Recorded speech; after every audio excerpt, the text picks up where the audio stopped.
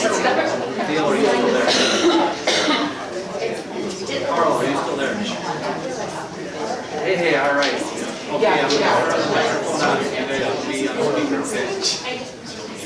All right, here we go.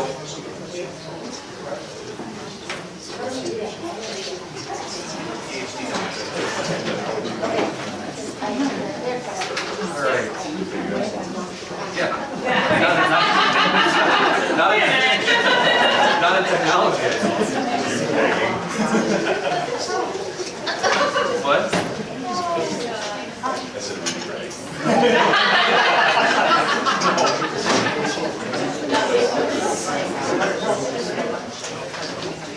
During COVID, my friends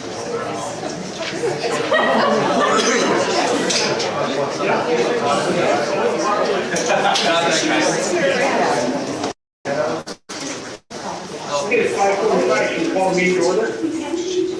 let's see here. Board members ready? Okay, Charlie. Okay, call the meeting to order. Jenny, roll call, please. Amy Riddle Swanson. Here. Charlie Schneider. Here. Mark Hillman. Here. Angie Skilling. Here. Carl Palmer. Here. Dave Smith. Here. Dominique Stewart. Here. Rachel Henderson. Here. Dale Dahlke. Here. Okay, quorum is established. Pledge of allegiance.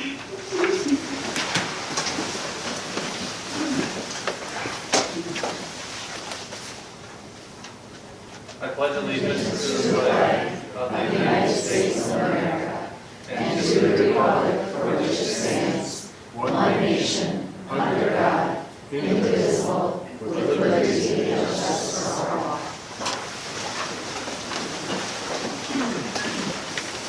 Okay, the mission statement, leadership of the Menomonie area by embracing unique needs and using the strength of our diverse community is dedicated to preparing all students to become lifelong learners, caring individuals, and responsible citizens.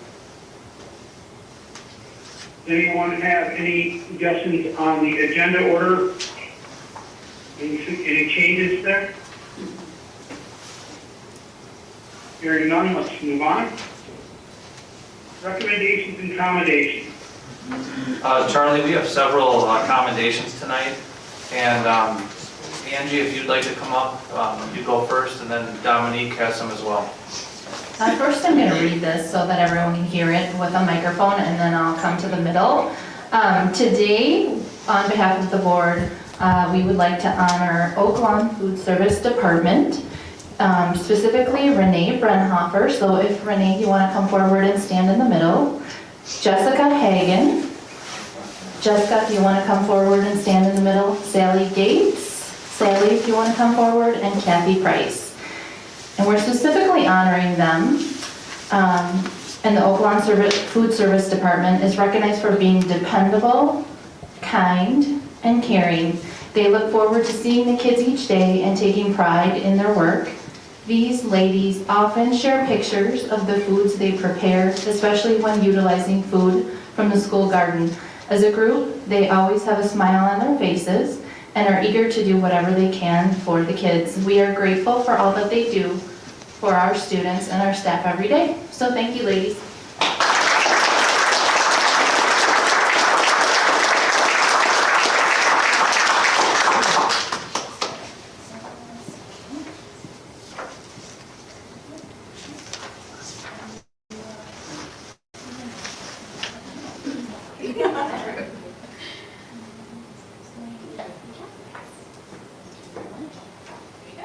Thank you so much, ladies.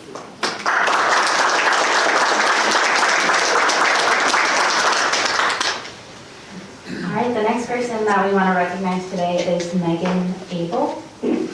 Megan works as a special education teacher at Wakanda Elementary. Megan has the ability to support a challenging caseload through compassion, patience, and flexibility. She utilizes her expertise to create a rewarding experience for her students and paraeducators. Wakanda students, staff, and families have an outstanding resource in Megan. Thank you.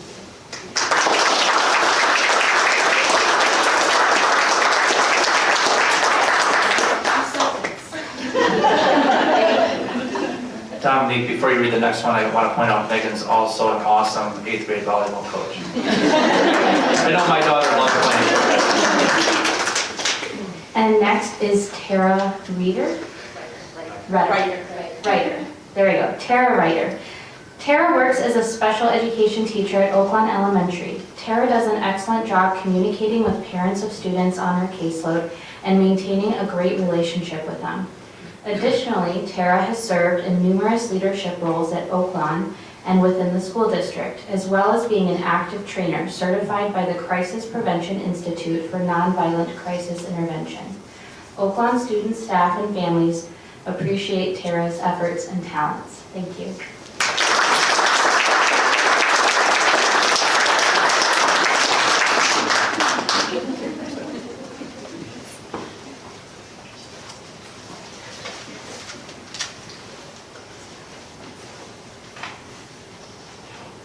Charlie, before moving on, we also had one for Krista Kelly, who was not able to join us tonight. But the accommodation said that Krista works in the front office at Wakanda Elementary. For the past several weeks, Krista has been doing the job of 2 clerical personnel. She is always friendly, kind-hearted, and skilled in her craft. She goes above and beyond to ensure that the office provides exemplary service to all. Wakanda is fortunate to have such a great person working with our students, staff, and families. Congratulations, Krista Kelly.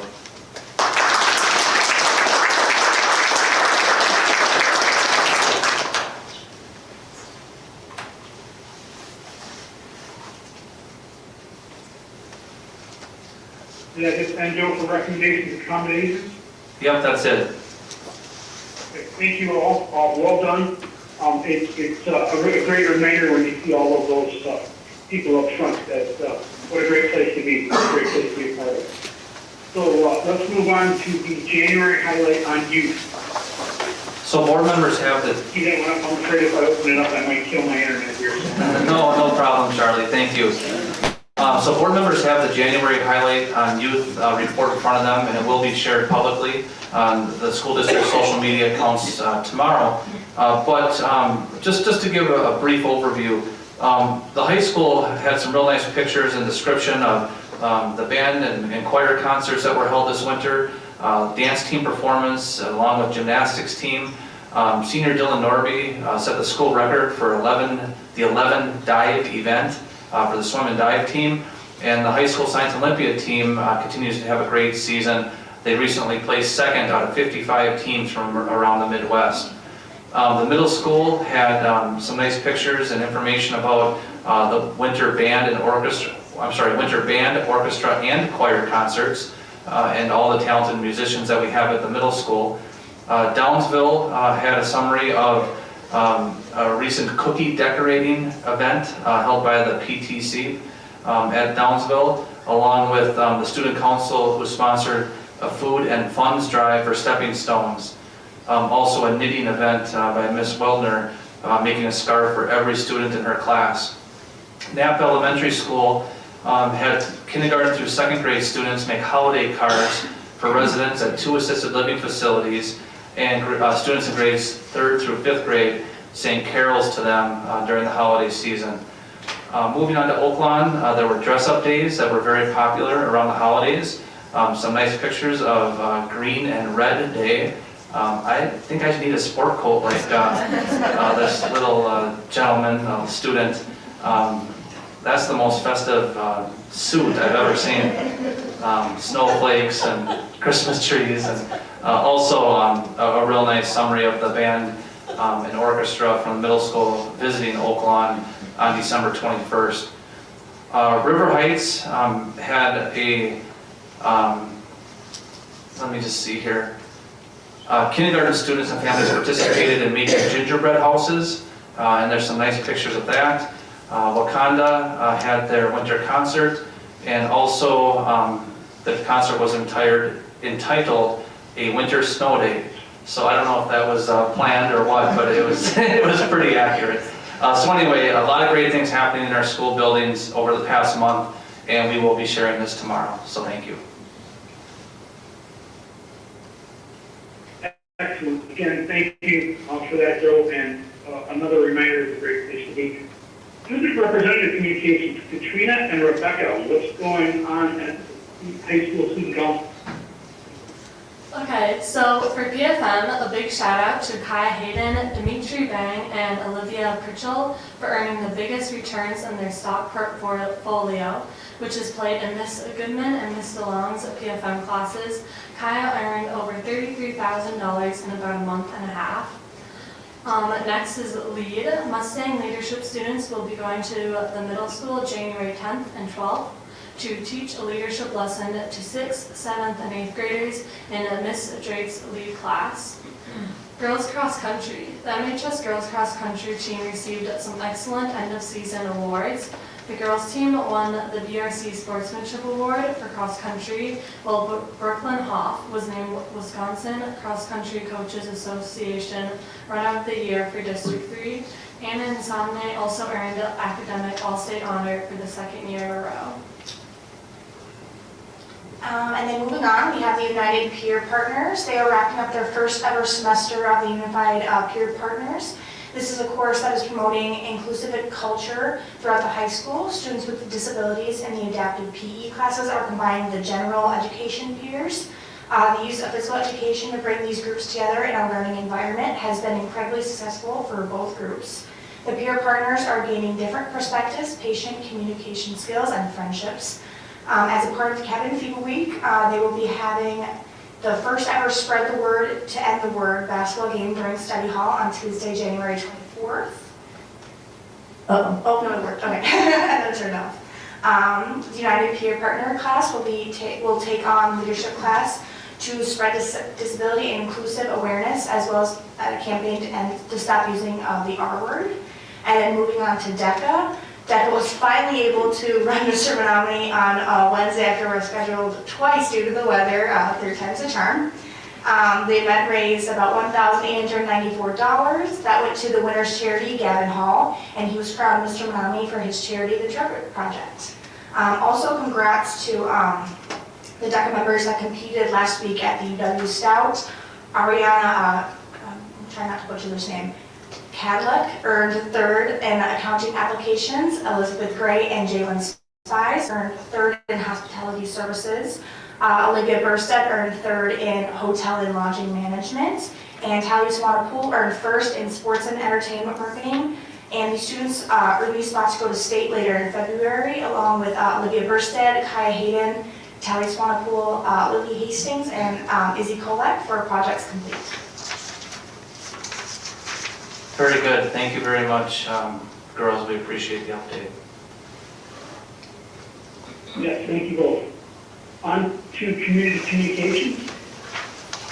Opinions, beliefs, and viewpoints expressed by the various speakers during community communications do not necessarily reflect the opinions, beliefs, and viewpoints of individual board members, the board as a whole, or the school district of the Menomonie area, nor do they reflect the official policies of the LCMA. Joe, would you like to take it from there on community communications, please? Sure. We have 2 requests for community communications tonight. First, we'll hear from Cecilia Cooper and then from Josie Pillman. Please come forward, state your name and address, and I'll do a 3-minute timer here. And Cecilia Cooper, E4627 453rd Avenue, Menomonie, Wisconsin. Members of the school board and Dr. Sadowski, good evening and thank you for the opportunity to speak to you. I recently became aware of an organization called Fierce Freedom, dedicated to the task of increasing awareness and the prevention of sex trafficking. This organization offers a program to schools and parents called the Worth It Program, as described in the flyer I handed to you. I am inviting all of you to a free presentation by Fierce Freedom, Thursday, January 26th at Coyote's Den and Bar and Grill at E2339 State Road 29 in Menomonie at 6:30 p.m., which will discuss the Worth It program. Why, you may be asking, would I be making this invitation? As a concerned community member and grandparent, I believe that we need to make every effort possible to protect our children, and that begins with awareness and learning resources available to us. If you think this does not happen in our area, here are a few recent statistics in addition to those in your flyer. 1 in 5 human trafficking victims are children, exploited for begging, child pornography, or child labor. Human trafficking has been reported in all 72 counties, including Dunn, in our state, in rural, urban, tribal, and suburban communities. In 2022, there were 97 reported cases in Wisconsin at a rate of 1.63 per 100K. Trafficking is so profitable because it is a low-risk, high-reward crime. Traffickers expect to make a lot of money with minimal fear of punishment or legal consequences, and is the second most profitable illegal business to drugs per UNICEFusa.org in 2017, and trafficking has since increased. In conclusion, I ask all of you to attend this presentation by Fierce Freedom on January 26th.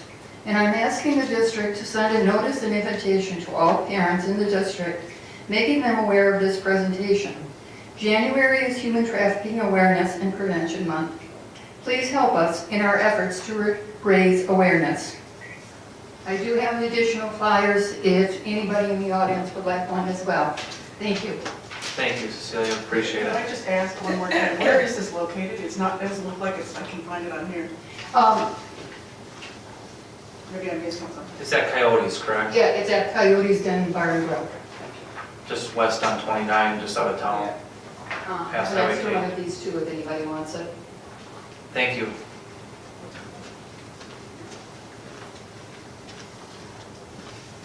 Mark, you were asking what time it was? Yeah. So again, Thursday, January 26th at Coyotes Den Bar and Grill. It begins at 6 o'clock with a meet and greet from 6 to 6:30, and the meeting begins at 6:30 and is scheduled to go until 8:30 p.m. And I have a copy as well. Thank you, Cecilia. I'll leave it up here at the table if anybody wants to take a look at it after the meeting. Okay, Mrs. Pillman? Hello, my name is Josie Pillman. I live at 235 3rd Avenue East, Apartment 5 in Knapp, Wisconsin. Dr. Zadowski and members of the board.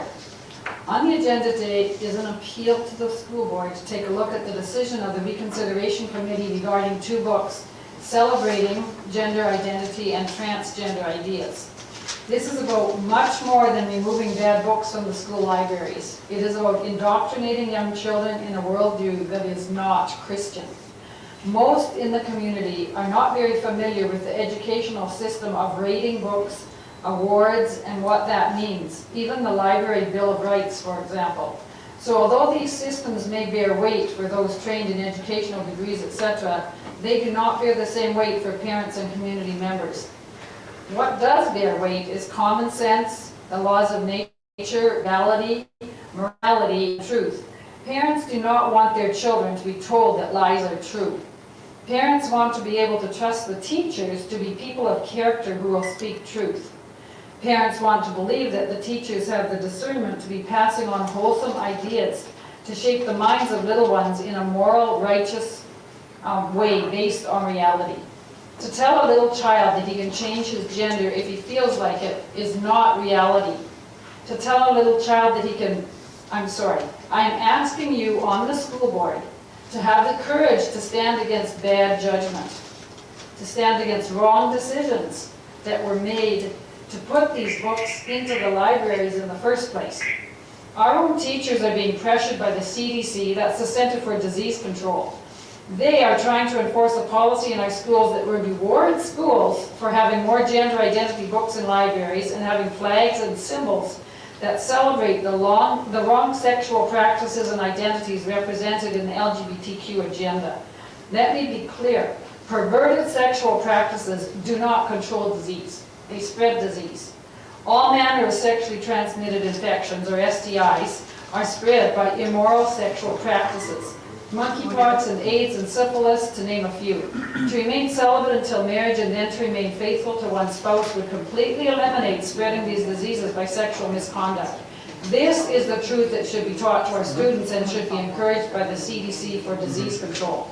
Vote to remove these books in order to show your dedication to preparing all students to become lifelong learners, caring individuals, and responsible citizens. Have the courage. I hope to see some of you on the board make that vote. Thanks.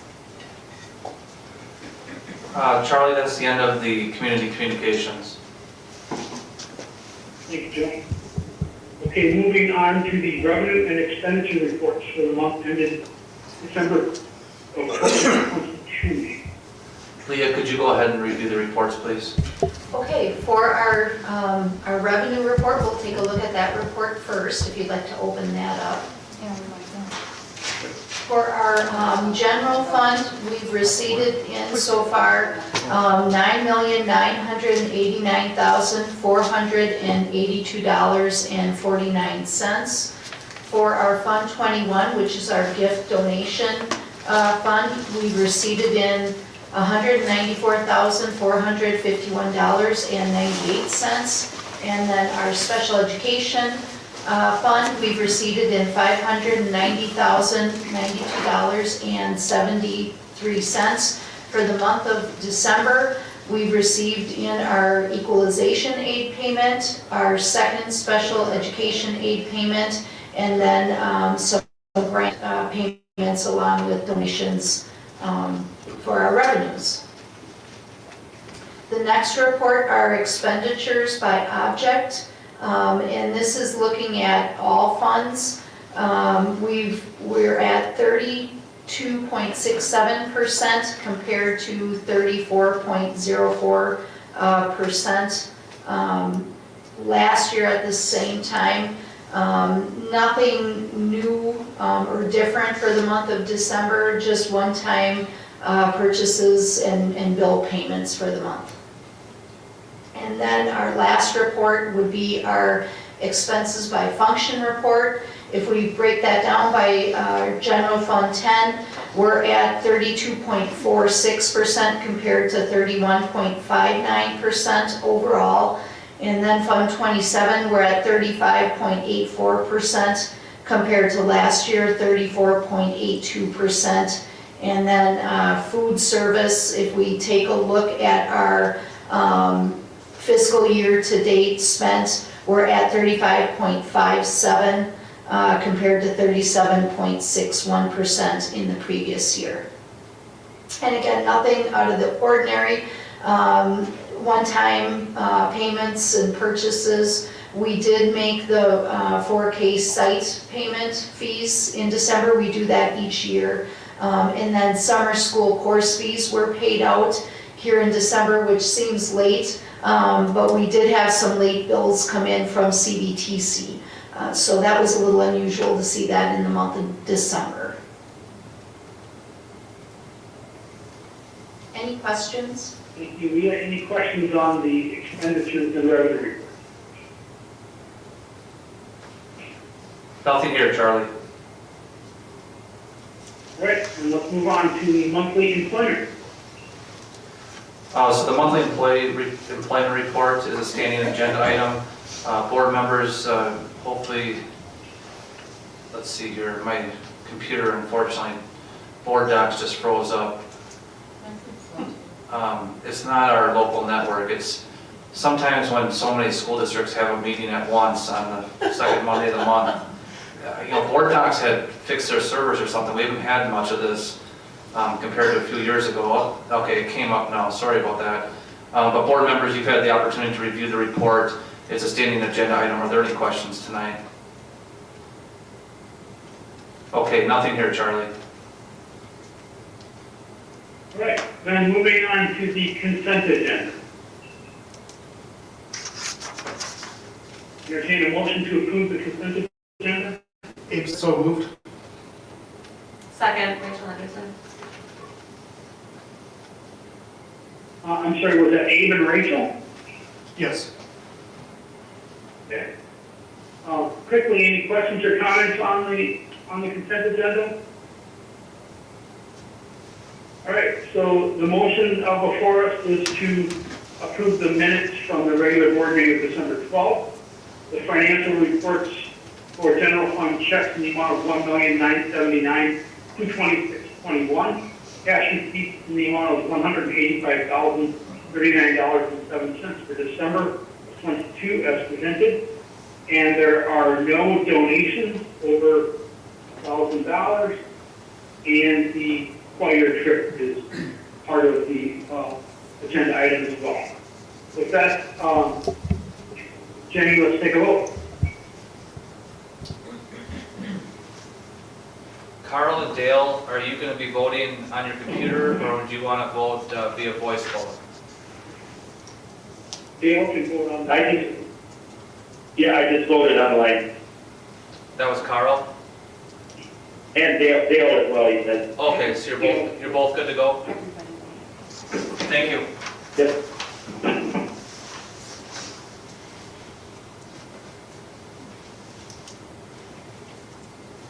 So Charlie, the motion passed 9-0. Excellent. So moving on to the personnel consent agenda. Like we have,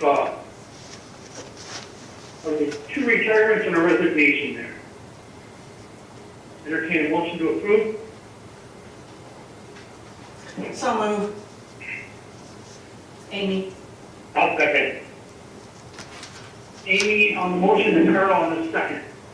Questions or comments on the agenda item? Charlie, I would just like to point out that we do have 2 retirements on this agenda. Michelle Dupree is a district math coach, and Jeffrey Parsons, 8th grade social studies teacher. Both those retirements will be effective after the end of the school year. I'd like to thank Ms. Dupree and Mr. Parsons for their many years of service in the school district. They will be missed. Thank you for that, Joe. And certainly agree. One comment I'd like to reiterate. For a few times now, we've seen multiple positions that are similar, or even teaching as a team, retiring or resigning. And so just making sure as we hire these, we are very cognizant of making sure we really onboard a new team in a way that's consistent and maintains as much stability as possible. I agree. Thank you, Abe. And I will say that I've already been communicating with Mr. Byrne, and I believe he has a good plan for that already.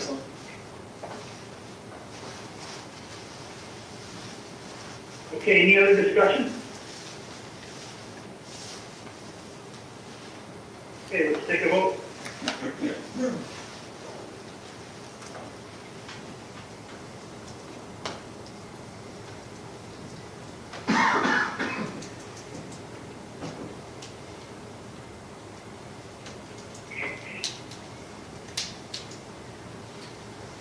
Charlie, the motion passed unanimously. Okay, thank you. Moving on to the action agenda. Approve the 2022-2023 budget revisions. Joe and Leah, you want to see that one? Would you like to have a motion first, Oh, Charlie? excuse me. No, I'm sorry. Yes, thank you. I'll entertain a motion for that. I'll move to approve, Rachel. I'll second, Dominique. So Rachel and Dominique on the motion and a second. Yes, Leah, I know the board reviewed these on December 12th. Are there any changes at all that you would like to point out? There are a number of changes that I did make. There's quite a few. I highlighted those in yellow. They're all, I think, pretty self-explanatory. If anyone has any questions, I'd be happy to explain. I did put down in the bottom of the notes, the budget revisions include a net impact of $54,134 of an increase in the general fund 10 revenues over expenditures, and a net zero impact in both Fund 21 and Fund 27 revenues and expenditures. Any questions at all? Yeah, what was the 30,000 increase in student activity apparel? Yep, that is for mainly the high school student activity accounts have been, the various clubs and activity groups have been purchasing more apparel than I had planned at the start of the school year. And so that budget increased due to that. But all of those clubs have the revenue within their account to cover those costs. Okay, thank you. Yep. Any other discussion or questions? Okay, take a vote.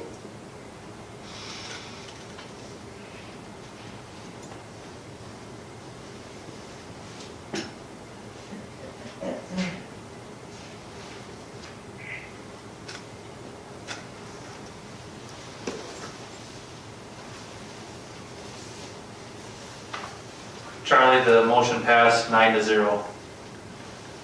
Thank you. Moving on to approve the number of regular and special education spaces available for open enrollment. For about this amount as well. Entertain a motion. Amy, so move. Abe, second.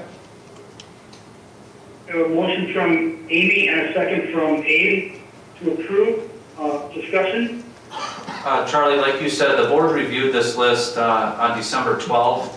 It's now back for the board for consideration. Tony, were there any changes that you wanted to mention tonight? There are no changes. So there are no changes to what the board reviewed last month. Any questions?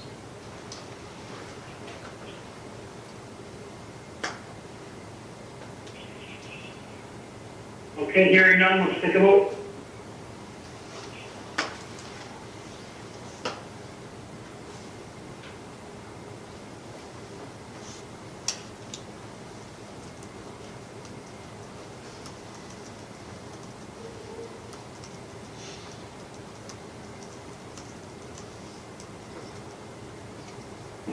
Charlie, the motion passed 9-0.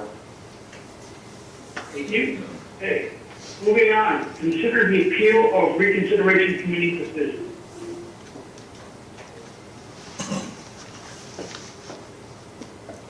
Have a motion on that? Sorry, so move.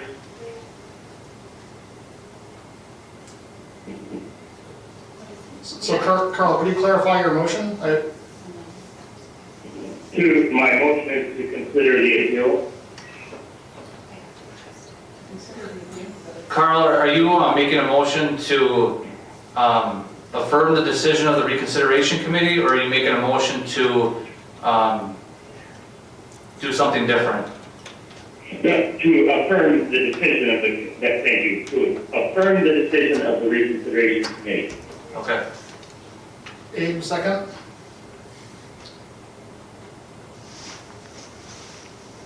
So we have a motion and a second. I'm going to step out a little bit here from what I would normally do here. And first, I'd like to thank Mrs. Pellin for following the policies and procedures through this process. However, this is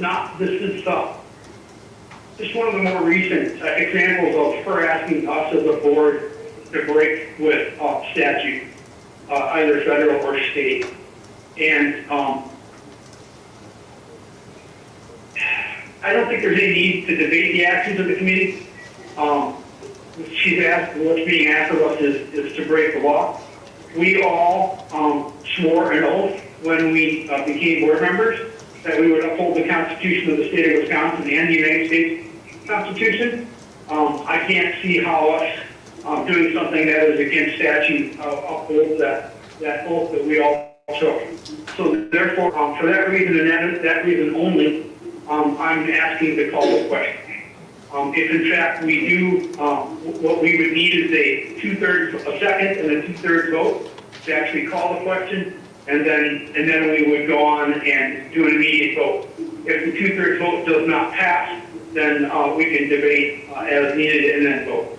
So with that, I'll make a motion to call the question. Is there a second? I'll second, Rachel. Okay, so the motion on the table is not debatable. There's a motion and a second. Jenny, Charlie, I think since it's not in board docs, I think perhaps a roll call vote would be appropriate. Absolutely. Jenny is breathing a sigh of relief. So would you like Jenny to call the roll? Yes, please. To clarify, this is to call the question, correct? This is to call the question. Thank you. Rachel Henderson, Yes. Mark Hillman, Yes. Carl Palmer, Yes. Amy Riddle Swanson, Yes. Charlie Schneider, Yes.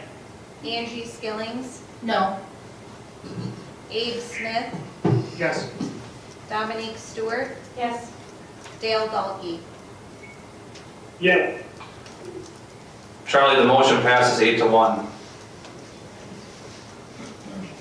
Okay, so we would immediately then take a vote on Carl's motion to uphold the findings from the committee.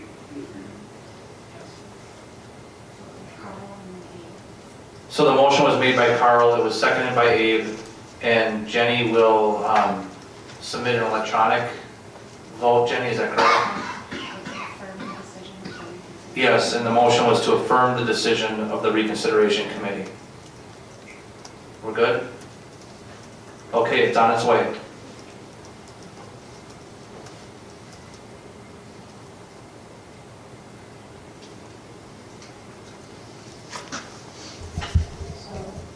Clarify, voting yes means we affirm the committee.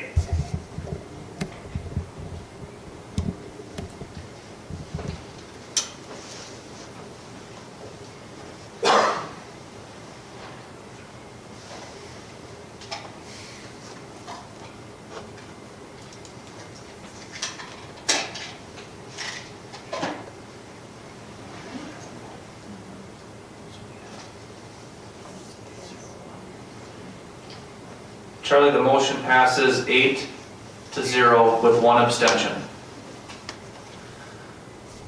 Thank you. Okay, moving on to discussion items. Presentation of youth risk behavior survey results. Thanks, Charlie. And I'd like to thank all of our administrators and faculty members who have joined us tonight. We have Ms. Hagley and Ms. Horner, school counselor from the high school, you can come on up, and school counselor from the middle school. And the board has already received this report. Yeah, if you'd like to, you could sit over there by Sam and Brian, so you can use the microphones, that'd be great. Little musical chairs here. Terrific. But anyway, Ms. Hagley and Ms. Horner are here to present the results of the Youth Risk Behavior Survey. The board has a copy of this report. I'm sure they're not planning to go through it word for word, but thank you for joining us tonight. Thank you. So my name is Paula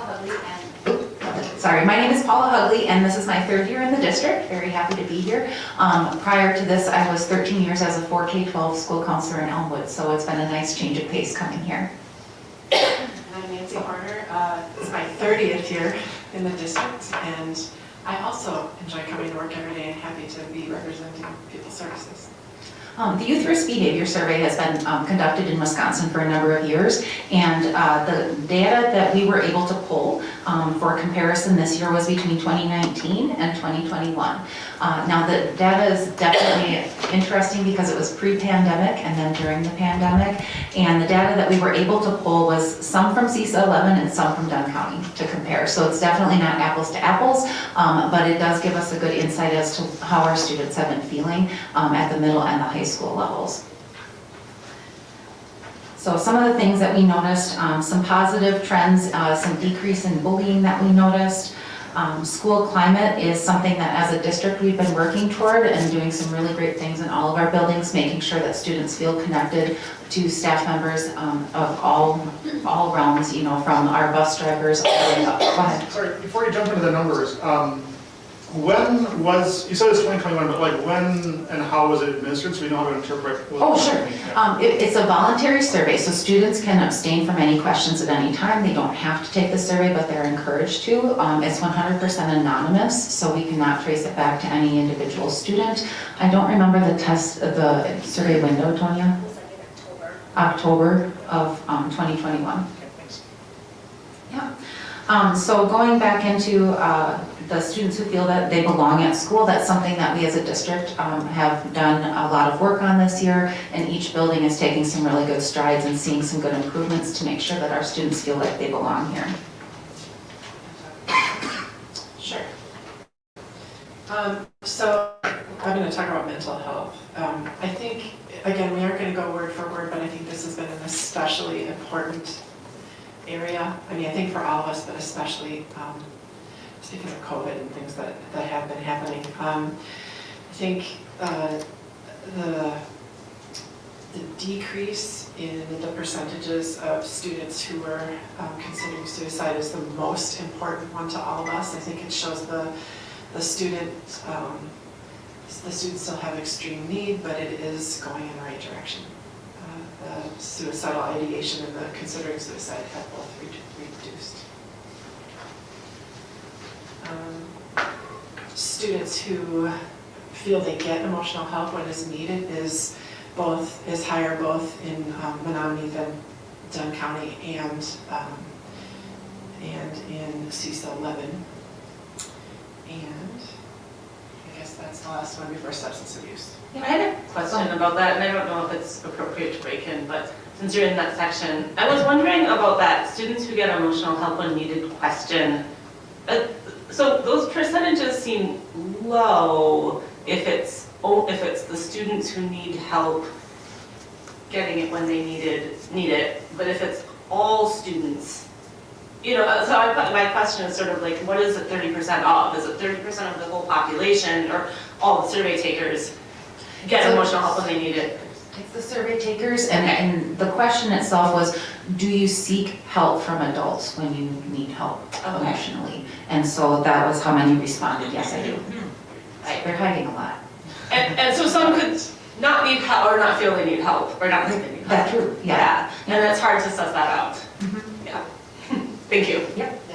Can I just jump in? Yeah, please jump in. You have to note that you have to take into consideration how the student is interpreting the question. Yeah. And so I think DPI has done some work at redesigning some of the questions because of how a student would interpret the question, but you also have to keep that in mind. Again, some students may answer it differently depending on their own personal circumstance. They might say, well, I don't need help, but I wouldn't seek help even if I needed it, and answer it one way. So you also have to take that into consideration when you're talking about students taking a survey. Even as simple as them just deciding right that minute if that's how they feel, or if they have felt that way over time.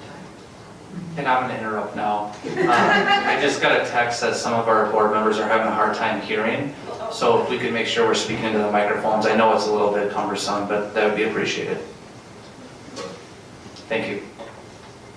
Yeah, we welcome you to interject at any time with the questions, please, yeah. Substance use was actually pretty popular in my mind because it was lower than I thought it was. So I thought that was very nice to see that our students are not vaping or drinking as much as their peers. So that's a positive trend. Let's hope it keeps that way. Screen time is a concern in general. I think that's a fair thing to say, but we did comment as a group that it's important to remember when this was taken. And I think even despite people's best efforts, there were a lot of kids who were not supervised. They were cared for, but not supervised. And so they would have had a potentially quite an increase in time on screens. Yeah, I was absolutely shocked to see that almost 50% of students, so between 40 and 50%, reported using technology between midnight and 5 a.m. on school nights. That is a huge problem. Yes, it is. Parents, lock up the devices. Please pay attention. What'd you say, Rachel? Turn off the Wi-Fi? Yeah, turn off the Wi-Fi. Take all the cords. Then you're dead. It's an addiction, and yeah, a lot of the drama happens when we're all sleeping. So yeah, it's important for parents to be aware. Trauma and adversity was another section that I think is very important to bring up, especially we all know the unique needs of our community. We have a wide variety of folks who live here, and I'm glad that we had a lady come in here and talk about the sexual trafficking of minors, because we actually do have a good number, between 16 and 12% of students who have been forced to do something sexual. And this was a question that was only on the high school because we need to make sure it's developmentally appropriate for all children. But that's something for us to be aware of, that this is happening in our community. Another one that is striking is the students who have lived in 4 or more residences. Over a third of our students here in Menomonie have moved more than 4 times. My own children, we moved 1 time, and it's taken us 2 years to get caught up. on all of the routines and the curriculum change and everything. And they've had a wonderful education both places, and they have a supportive home, but that was still a big turnaround. So we need to keep that in mind with our students here as well. Hunger is on there, and we have some wonderful resources in town, but we still have a quarter of our students who are facing food insecurity in their home. So, are we going to do this or this? This one? Okay. So key takeaways. We do have some things we're very happy about. Decrease in bullying, more mental health use and support, and decreased substance use. Continued growth is needed in overall connections and sense of belonging with students, and the continued mental health support. This is going to be something that is with us for a while. Hopefully we can keep working on it and make some positive strides. Yeah, and next steps, at every single level, from the district to the building, individual teachers. I feel like we have a great team of people in the district that are doing a lot of amazing things for our students, and it does take a village. So some of the next steps that are listed on there are some overarching themes of things that we are working on, but we welcome any questions that you may have as well. I was very pleased to see that one of our main district initiatives for this year is to ensure that every single student has an adult in the school district that they can trust and that they can communicate with. And I think these results echo or recognize that that was needed and is needed, and I'm very glad that that's something we're prioritizing. So these results are from October 2021. Sorry, go ahead. I can't see anybody. I was happy to see not only that 31% relative decrease in the students reported being bullied at school. I thought it was also very colorful that we still have a percentage of cases of students, let's see, 39. We have almost 20% of students saying that bullying may be a problem in our school. So in addition to kids who feel bullied, there's another 20%, and that held through both of those. 20% of students who said, yeah, there may be a problem. In other words, there's a pretty good chunk of our students who are aware. If they're not being bullied, they're seeing it, they're paying attention, they're feeling this isn't okay. And, that reflects highly on them. They're not ignoring it, I don't think. So that was good to see as well. That there's more kids recognizing it than just kids who feel bullied. Thanks, Carl. I know Abe had a question or a comment. Yeah, I'm curious, so these results are from October 2021, which for many of us was a lifetime ago. I'm curious, so was there a survey currently being processed from 2022, or what's the periodicity of the surveys? And as you kind of hopefully have arc our way out of the pandemic era, curious how, what trend lines you are keeping an eye on in particular in terms of, anxiety, depression, mental health issues overall? The Youth Risk Behavior Survey is conducted every other year by the DPI, and the reason that they do it in that timeline is so that we can compare across districts, so that everybody has the same window, so that we can draw these comparisons, so that we know where we're sitting. And yes, we are going to be looking at all of these pieces on here. There's a whole bunch of other ones, like do you eat fruits and vegetables every day, that we didn't share with the board. I mean, if you'd like to see it, we could share it. But definitely the key points in this report will be following all of them. Mark had a question? Yeah, kind of a question and a comment.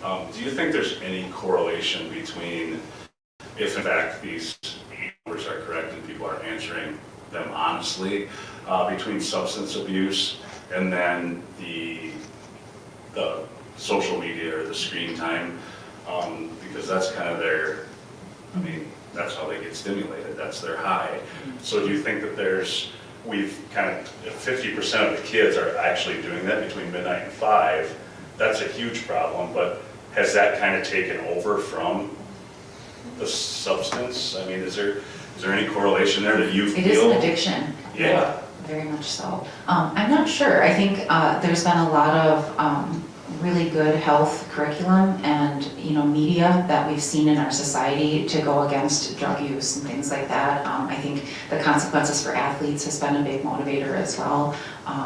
But there's studies, I just read one today about how social media affects your mental health in teens. It's very, very influential and can be very, very negative because they compare themselves based on how many likes they get, and it ties directly to their self-esteem, and it becomes an addiction to checking their phone. So there are more and more studies coming out that are proving what we're all guessing as parents. And dopamine is dopamine. You can get it from lots of places, and obviously it's a big concern, but I do feel that kids also understand that basically they still want to play games, they still want to do the social media, but rarely is there a student who looks at you when you say it's time to turn that off or this isn't the right place. They understand it's just gotta go outside school, just gotta connect the dots there. If I could just offer a couple more comments, and anecdotally, as a father of 3, and I was looking at these trying to interpret it myself, especially the screen time. Angie, I think you just said what I was going to say. Maybe one of these is pre-TikTok and one of them is after TikTok, because the kids will sit on TikTok and watch and watch and watch. I mean, YouTube has been around for a while, but I think even just the content that's on there is so addicting, and I think that's part of this as well. I don't know if gaming has much to do with it, and during the pandemic, I know a lot of children were making connections across gaming platforms, whether they're playing Fortnite or some other game, but just having that socialization, especially if they weren't gathering as much and doing things that typically we've seen. But even now, somewhat post-pandemic, if you would call it, I think there's still a lot of residual impacts of that, where a number of our children would just prefer to continue to socialize across digital platforms. So I think it's multifaceted, and I think it's something we need to continue to pay attention to, and I really appreciate your work in working through these results.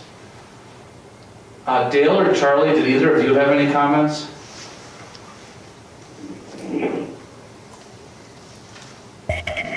I would just like to thank both for presenting all of this very important information, and hopefully you can use it to make decisions as we move forward on how we deal with some of these issues as counselors and working with the kids. It should be hopefully help you informed as you move forward.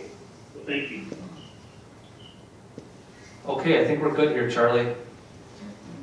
All right, on then to the presentation of truancy efforts. Thank you, ladies. At the high school.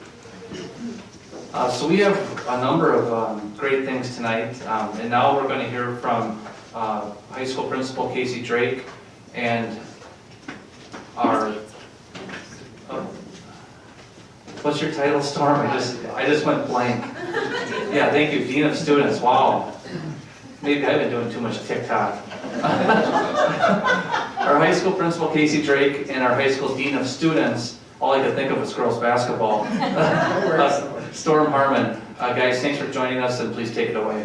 Yeah, thanks a lot for having us here tonight, and we really appreciate the opportunity to talk about truancy efforts here at the high school and how they're tied in with some of our attendance rates, mostly at the high school. We did include some information for the district and a little bit of comparables with the state as well, but we're really proud at some of the efforts we've made recently in the past couple of years to help our students get to school. Obviously, that's a huge piece of what we all want, is students being able to come to school. It's hard to learn when you're not there, and we can't support you as well when you're not there.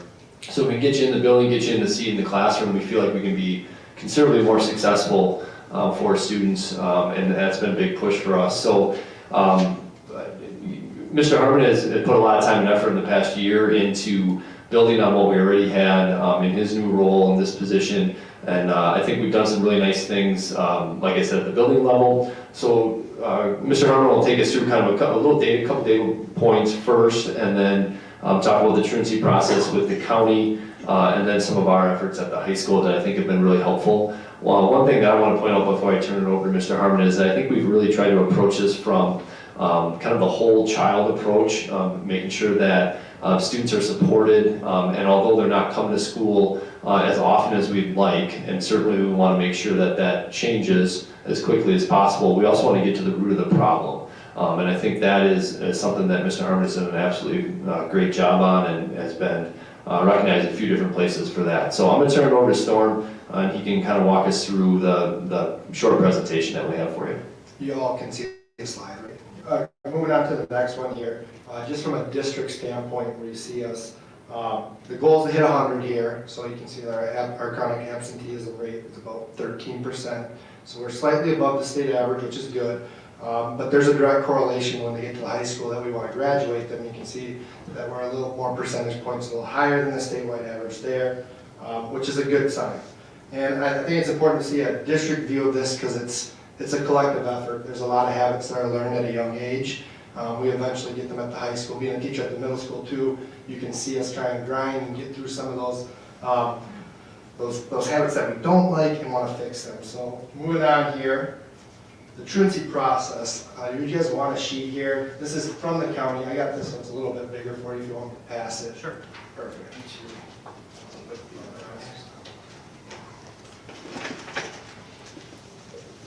So to give you a general idea from checks and balances side of things, make sure that we're doing what the state's asking and staying on top of things. If your child's gone that day that's unexcused, you'll get an automated phone call home, so you're kind of notified as a parent, which is a great system in place that we have with our district. Not all districts have that in place. As those start to add up, that's really when my gig, administrative team, student services really get rolling.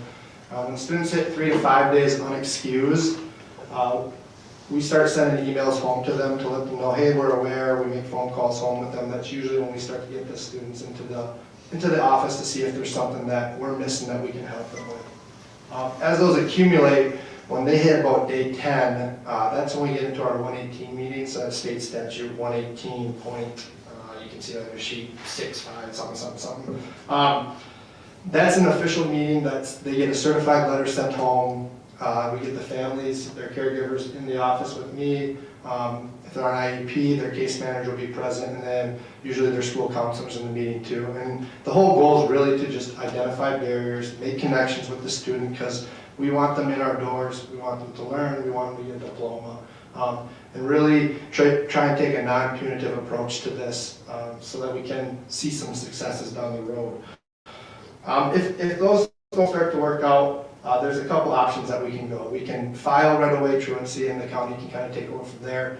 We've taken the approach where we have another filter in place where Tracy Erickson, she's part of the county, she's specifically the truancy social worker for Dunn County.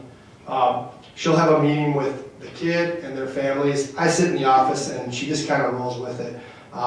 She's got a very good feel of knowing what students and families kind of need and is able to make those connections. And it's another way that if we miss something in the school, she's able to find something that, hey, let's take this route before we go down the court route, and kind of go from there. And then you can see there's a couple different options. If it doesn't work out there, there's an intake meeting, and then they might go to truancy court, or it might be something filed a little bit higher if there's some other services that are needed for that family. From the high school standpoint here, so being in this role about almost a year here, but lots of communication, very collaborative approach, which I really respect, which what was enticing to me when I got to kind of do a little trial run of what this gig was. It's nice to have a team that really knows what's going on with that student, as opposed to you in the dark making a decision for one. We have a lot of people that are trying to help that specific student. And all of it's solution-based for ourselves. We're trying to really come to a conclusion that can get them in school, stay in school, feel safe, feel healthy there, and make some progress. With those collaborative efforts, some specific things that we've done this year that are new, Mr. Santa and myself, we meet weekly with the student service rep, so that student's school counselor. They have a really good pulse of what that student's feeling and some things that we might miss in our day-to-day operations. And we track their attendance as it's going through the year. If we start to see some uptick, we make sure that one of us are getting to them, communicating that out to some of their teachers, let them know, okay, we're identifying some things here. Hopefully we can prevent something from getting bigger there. Bi-weekly, we do what these YRT meetings, youth response team. So myself, Menomonie Police Department, Tyler Miller, Jason Mountain from the middle school, and then a couple other representatives from the elementaries, along with the county. We get together every 2 weeks, and again, we're trying to identify students, families that are in need. Not just for truancy, but that's a big part of this, and since we're speaking about that, some things that we do from the truancy side of things is if we notice an uptick in a kid's behavior where they're not coming to school, we're starting to try and get them involved with different mentorships that we have in our community. So like Machine Shed is a very good example of that. They have their We Adapt program, and we got X amount of kids. We're making sure that we're trying to get them with a mentor, showing up at Machine Shed coming to our school, and just trying to make that connection that maybe, again, our school is not able to do for them. Mentorship was one, Milkweed's one. We got multiple students that we're identifying and connecting with these mentorship programs that the bill's on us, this group. We have a lot of funds that are raised amongst ourselves, and we make sure that it's a way that these families don't have to feel stressed and they have these resources that are for them. From Dunn County, I mentioned Tracy Erickson, unbelievable person. Again, what she does for our school and then the other school districts in our county, it's pretty remarkable. Again, really good pulse. Has a very similar philosophy and approach of how we're trying to attack the whole child here. We're trying to impact that family in a positive way. It's not just, hey, sent to the county, here's your punishment. That's not how we're involved or what we're trying to do here. Because really, data doesn't really support great change from that approach. Judge Meyer got to sit in a meeting with us about a month ago now. She's new on the board. She's the truancy court rep for Dunn County. Again, I think fits our philosophy very well, a very non-punitive approach of how we want to handle these kids. She's got a nice way about herself in the courtroom where if a kid eventually gets all the way to the point where we do have to file truancy to protect ourselves from a district standpoint, it's not show to court, hey, here's your fine or something like that. It's multiple hearings with her, really trying to get to the root of the problem so we can find some ways to solve it and move forward. Officer Zazenhelf, our youth service officer, awesome with kids. Very fortunate to have her in our district. Her and Officer Dreger now work hand in hand. He's in the middle school and in some of the elementaries. But again, another great resource for us that we utilize that are able to communicate to kids in another way. And then from a district standpoint, our programming options that we have in our high school are pretty awesome. They can go different ways through ALT or GETO 2, again, trying to get kids to graduate, be in school for what fits them. We have multiple virtual learning opportunities for them. Students with IEPs, we have our goals and our stable program that kids are able to get into. Again, working with the kid of what schedule kind of fits them so we can keep them in there. And then from the last standpoint is our relationship mapping that Dr. Z pointed out here. That's a piece of what we believe in, is connecting with these students in different ways. We're interested to see what the results are from the high school standpoint of kids that maybe don't feel connected and what their attendance is. We should be getting those sometime here soon. So yeah, that'll be nice to see. Last one you got here, so ways that we can improve. Being proactive. Mentioned earlier the elementary levels. We think these are learned habits. And so really trying to get into the elementaries, making sure that those parents understand the importance of getting their kids to school, feeling like it's a place that they want to be at so that we can just grow from there. You've seen in the past, Dr. Zazdowski put out different posts with Attendance Matter through his school crossings or his blogs. Those are great resources that we get put out there. We got to keep on making sure people understand that. Additional collaborative efforts. So we have some resources here. You heard mental health be thrown out there a couple times already today. Continuing to find those resources, some money that can support those things, different programming options that we have. Those things are going to make us hopefully help these problems that we do see. Mental health resources through the school and the community. And then I think it's Pillar 2 and Pillar 4, specifically we're aligned with our strategic plan and continue to grow from there. Do board members have any questions or comments?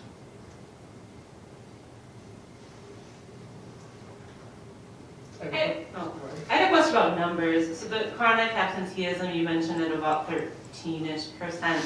How many, And I realize there's a lot, you just described a really intensive and wonderful process, so thank you for that. I'm curious, like, how many students per year get to that point of referral to court? So I would say right now, I'm working with 15 to 20 kids to court. And so we have 2 court hearings a month on Mondays that I go to, and we'll see a handful of kids each day. I think one thing that Judge Meyer recognized in our meeting that we had, our district, we're trying all sorts of ways to try and get these kids to come to school and understand the importance of it, which we were appreciative to hear from her. Other districts maybe in our area have a kid that are there. So, and then I should throw Mr. Anderson with the middle school. We have really good communication with him, so we have a good pulse of kids coming up from the middle school of how maybe we can be proactive and get them involved with something early in high school so we don't have to go down that route. Thank you. I had a related question about kind of the data. You mentioned data collection, something you're working on and thinking about. And it sounds like your approach is absolutely fantastic. It sounds like you really got a really kind of proactive and thoughtful approach to bring students into school as opposed to kind of that partial system, right? One thing I'd be curious about as you process your numbers is if there's ways to keep track of, either demographic or fiscal information or things like that about students and families and where they end up in the breakdown at the bottom, to see if there are any unintended disparities are being caused, not doing intentional action just because of the way the system's kind of filtering people. So that's maybe something that I'd be really curious to think about down the line as you have more information.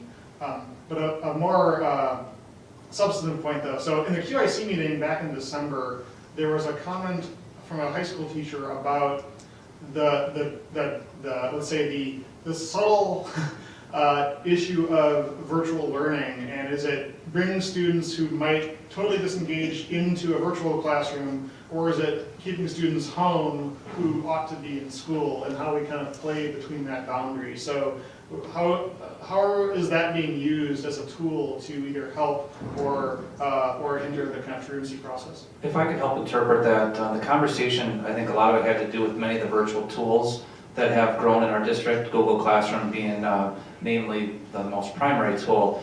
And the comment had to do with, so much of this is available for students online now that perhaps the need to be in the classroom and students still having the ability to potentially be successful academically without attending class, is that actually promoting poor attendance? I don't know if either of you have any comment on that. I had not thought of it that way before. I appreciate the idea of having a lot of different resources on Google Classroom or a different platform. I guess I can see the logic behind that if you can access it, what's the point, so to say, to come in. I would argue that what happens in our classroom between the rich discussions and the interactions with students and teachers adds a considerable amount to what the student would get just by doing work at home or being able to go through some sort of assignment. Could they have some sort of success possibly at times, but I think they're missing out on it quite a bit. And I guess if I were pushed to, say one way or the other, I would really think that having those resources available on an online format the benefits would outweigh the negatives that maybe are being suggested here. And I've reflected a lot on that since that QIC meeting, and I agree 100%. I think the benefits outweigh potential detriments. And I would like to point out that during the pandemic, one of the biggest complaints we had was not having enough synchronous learning. And what that means is that, if it's simply assignments posted on Google Classroom, discussion boards, whatever, where someone's learning on their own, that is asynchronous. It's not at the real time with the teacher, and people really missed that during the shutdown and during times when people were quarantined or isolated. So I do think it's something that is a new world, but I think we're in a good spot. And to your previous question about demographics, and I know Dominique, you had offered some similar question. I don't know if you want to follow up or if you want me to. I thought what they presented answered what my question was. Okay, but if you guys wouldn't mind, because I know that I appreciated the question that Dominique had shared ahead of the meeting. Have you seen anything demographically trends, and I'm very happy that our attendance rate is as good as it is, but like Mr. Harmon said, 100% is our goal, 100% attendance. With the students that aren't attending, are you seeing any trends demographically? And even though we may not have data necessarily to support it, do you have any anecdotal comments in terms of potential barriers that could be considered? Sure. So from the demographic side of things, our school report card gives pretty good information, so it is broken down there. And I'm kind of taking a look at that right here in front of me. So we do have some areas where some of our demographic groups would have a higher rate of absenteeism than like the whole student body put together. So, just here, Hispanic or Latino would be at a higher rate, 2 or more races would be at a higher rate, economically disadvantaged would be at a higher rate, English learners and students with disabilities. I would note with that we do have some smaller groups within those, so the number of students in some of those groups are smaller sometimes, and so then 2 or 3 kids could fluctuate that percentage of it somewhat, but it is concerning that we would see some of those subgroups having higher absenteeism rates, and it is something that we can continue to look at. In terms of the barriers that you asked about, probably 2 I was talking with Mr. Harmon this afternoon, 2 that we see anecdotally happening most. One would be mental health. I would say, Storm, I don't know what you think, but probably far and away the biggest that we see. I would say the majority of kids that have a good chunk of attendance concerns, and it's hard to put a percentage on it, but a lot of them have a correlated concern with some sort of mental health concern as well. The other piece would be transportation, and I would say that's a couple steps lower in terms of priority or need or happening as often, but we do have students that maybe live within the closer than the 2 miles so that they're not on our bus routes. However, walking a mile and a half or a mile and 3/4, maybe isn't something that they're up for all the time.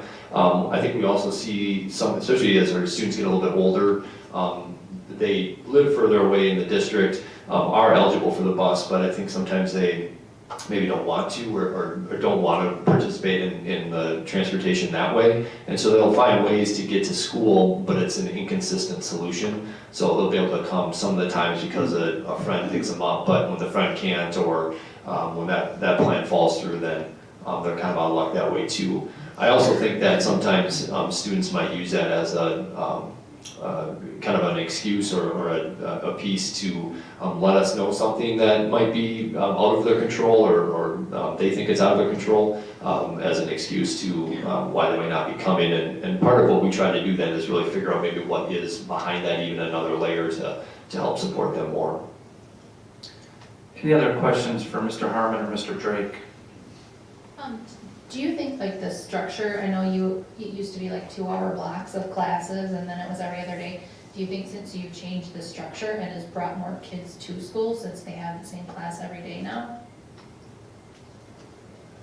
I'm not sure if that has much of a play in it. I like the consistency piece of having the same courses each day. I think students know what to expect and where coming at that point.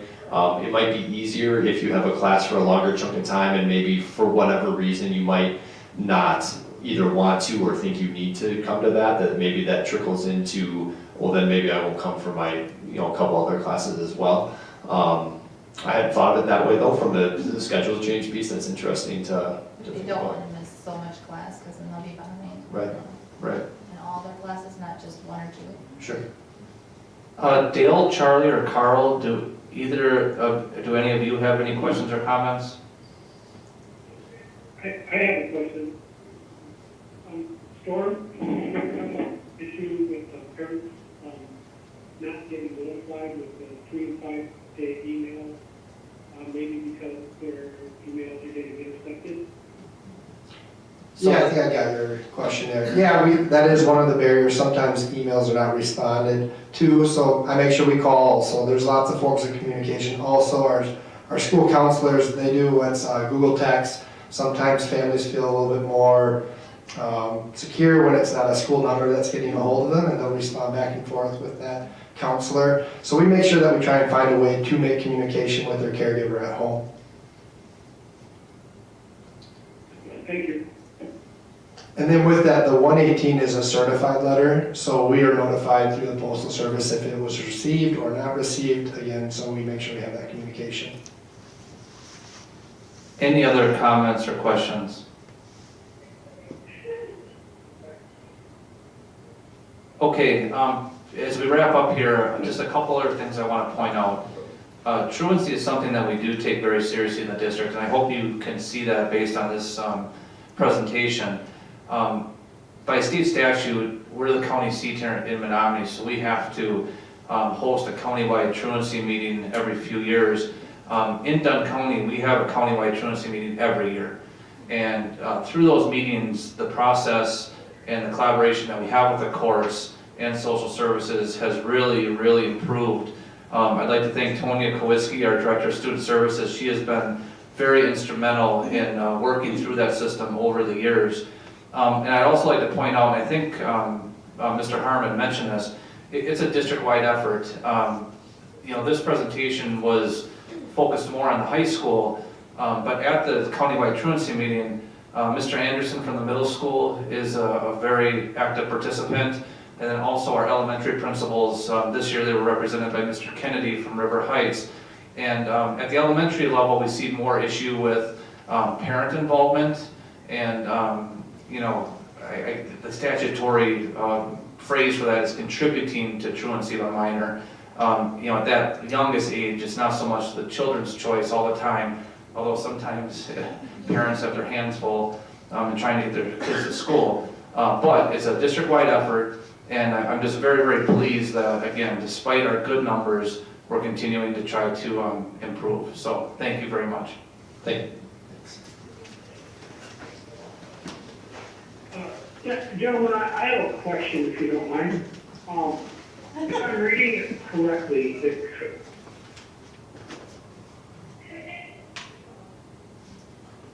Charlie, are you still there? Or did you cut out?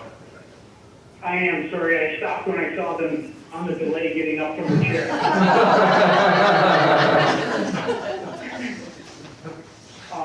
So question, on chronic absenteeism, the chart on the first slide, 86.2, it appears to me like around roughly, just real rough numbers, about 14% of the students in the high school are have missed more than 10% of the school days, correct?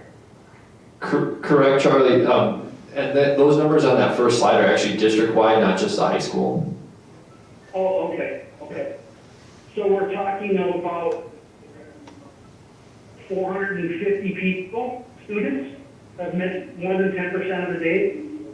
Yes. Around 3,200 kind of thing? Yes.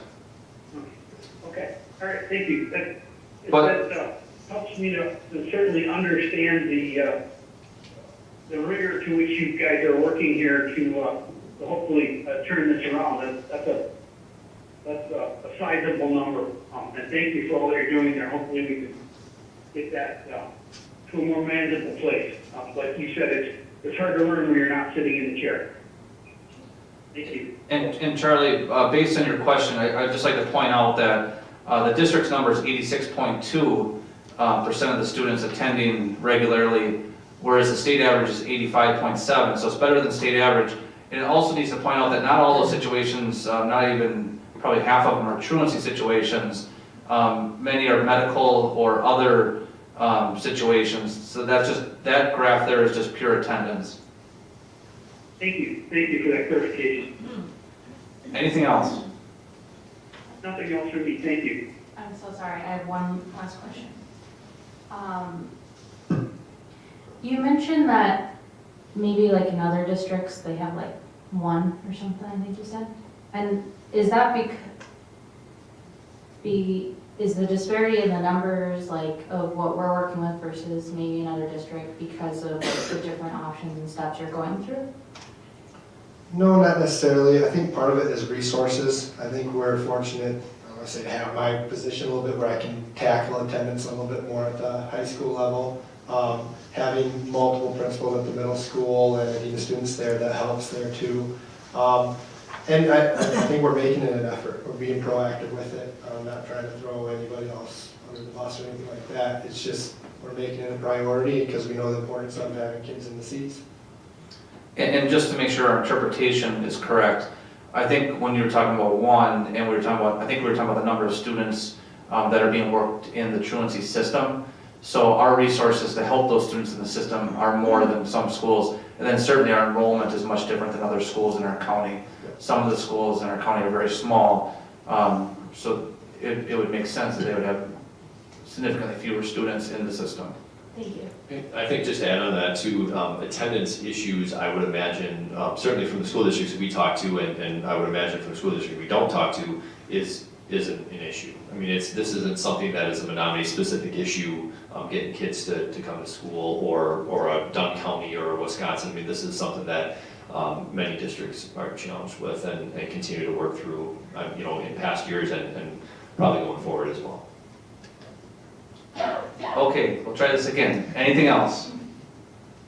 All right, you guys better run before another question comes. Thank you. Kevin, you might as well make your way up here.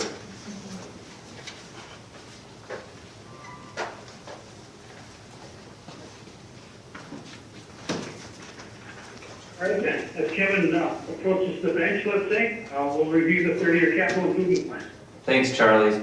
And year after year, we talk about our 30-year capital improvement plan, and it continues to be a point of pride for our school district. And the reason why it's a point of pride is that this is something that is unique to Menomonie. More schools are getting on board with having a capital improvement plan, and more schools are trying to find ways to fund it. But I have no doubt in my mind that Menomonie is a leader across the state in what we've done with our capital improvement plan. With that being said, because it's so comprehensive, it can be a little scary because we look at everything in our buildings, and every single year we have added to the plan. The plan gets more specific and more detailed each and every year. And the idea behind this is that the taxpayers, through the most recent referendum and all the previous investments that have been made in our facilities, have supported our educational system. And the board years ago set a goal that we would try to plan ahead and be able to fund the ongoing maintenance of our current footprint. Now, we do not have, our plan is not meant to build new schools or anything like that. This is to maintain our current footprint. And Kevin has taken this over and worked with the other district directors and administrative team and other people in our school district to continue refining this plan. And that's what you're hearing tonight, this year's update on the 30-year capital maintenance plan. So Kevin, go ahead and take it away. All right, thank you. And Kevin, please speak into the mic so they can hear you. Okay. So starting out, before we get into this year's update, I just wanted to give a brief update of our prior 2 years. So looking back to the 21-22 years, the final numbers are in now, that July came around. I had given an estimate to the board of a little over $126,000 worth of projects, and we came in at $109,000. So some good news there, we came in under budget on all those plans as a whole, or all those projects as a whole. Moving on to our current year, these are all the projects that we're working on right now, in various states of completion, really. Out of 11 projects that we're pursuing, 7 of them are already complete. A couple of the highlight projects out of that list, the Oakland fire system, the middle school plumbing repairs, and cardio room at the high school. All of the above are completed. And then a couple of our largest ones that are currently in progress, the middle school solar project. This is one that we really hope to have done by July 1 before our energy manager left, our previous energy manager. Unfortunately, it's just been plagued with supply chain issues. We did get some good news early this morning. The rest of the parts are in, so I am expecting that the electricians will be out hooking everything up in the next several weeks. So definitely by spring, I think we're going to have the system up and running. Good timing with the days getting longer. Absolutely. And then the other larger project, of course, is our sports complex upgrade. A lot going on there, whether you look at all the site work that it took to get ready for the synthetic turf, the installation of the turf, bleacher pad, bleachers, press box. Everything I just mentioned is near completion.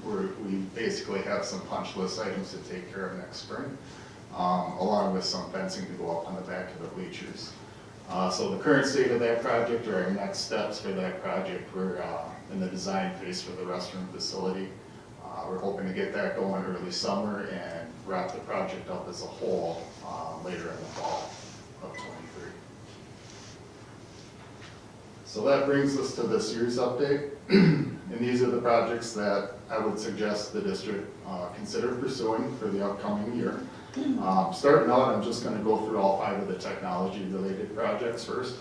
So going down that list, district staff desktops. So that would be for clerical, custodial, and food service staff to replenish their desktop computers. Tech infrastructure, that's a recurring project, annual project. Networking items such as switches, access points, power supplies. Admin and teacher devices, we're looking at laptops there. Technology upgrades at the middle school and the high school, and that would be for the interactive displays in the classrooms.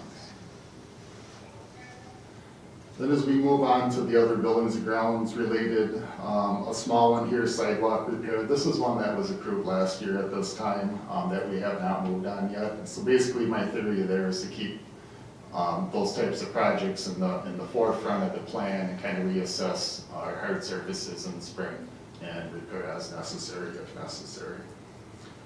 Oak Lawn Plumbing, this is a new plan that I added to the project for your consideration. Essentially, our buildings aren't getting any younger. Oak Lawn was from the mid-90s, and much of the equipment is original. We're having some problems with the hand wash stations in the school. They're very expensive. To go in and replace them all and hire a licensed plumber to do so is going to take more money than my budget might allow on an annual basis. So I plugged in $40,000 to go through and replace them all at Oak Lawn.